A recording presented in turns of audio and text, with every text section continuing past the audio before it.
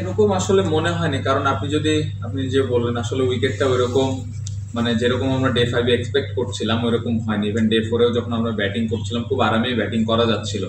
So আমরা এমন একটা পজিশনে যেতে যাচ্ছিলাম যেখান থেকে আসলে ম্যাচটা হারার সম্ভাবনা কম এবং আমরা জেতার পসিবিলিটিসটাই বেশি হয়।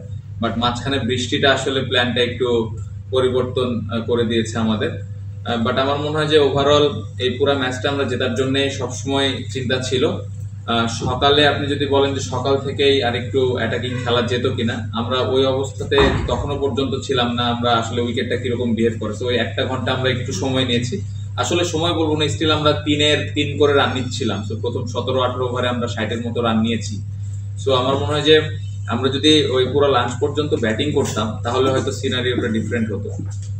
কারণ অ্যাটলিস্ট 60-65 ওভার আসলে ডে 5-এ যেরকম উইকেট ছিল, অ্যাটলিস্ট 60 থেকে 70 ওভার হলে আমার মনে হয় একটা ভালো সুযোগ তৈরি হতো। সো আমি একদমই করি না, কারণ যতক্ষণ আমরা বোলিং করেছি 4টে উইকেট আমরা নিতে পেরেছি। সো খুশি এই কারণে যে বোলাররা শেষে যতটুকু সুযোগ পেয়েছে ভালো বোলিং করেছে। ওয়ালটন আবারও মিলিনিয়ার অফারে ওয়ালটন ফ্রিজ কিনে আপনিও হয়ে যেতে পারেন মিলিয়নিয়ার। মিলিনিয়ার ছড়াছড়ি দেশ জুড়ে, এটা শুধু ওয়ালটেনই পারে।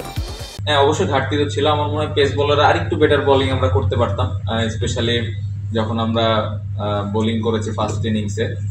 ওই জায়গায় আমরা যদি পেস বোলার আরেকটু বেটার বোলিং করতে পারতাম। বাট হ্যাঁ, অবশ্যই কন্ডিশনটা খুব একটা তাদের ফেভারে ছিল না।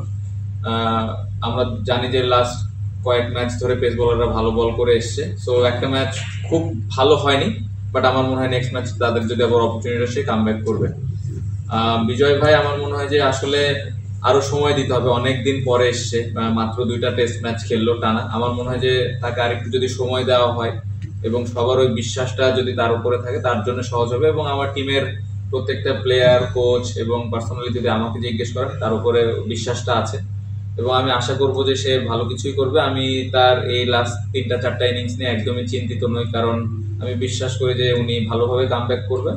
কারণ ফার্স্ট ক্লাস ক্রিকেট বলেন বা ডোমেস্টিকে যেভাবে উনি পারফর্ম করেন, আই হোপ যে উনি ইন্টারন্যাশনালে ওইভাবে করতে পারবেন।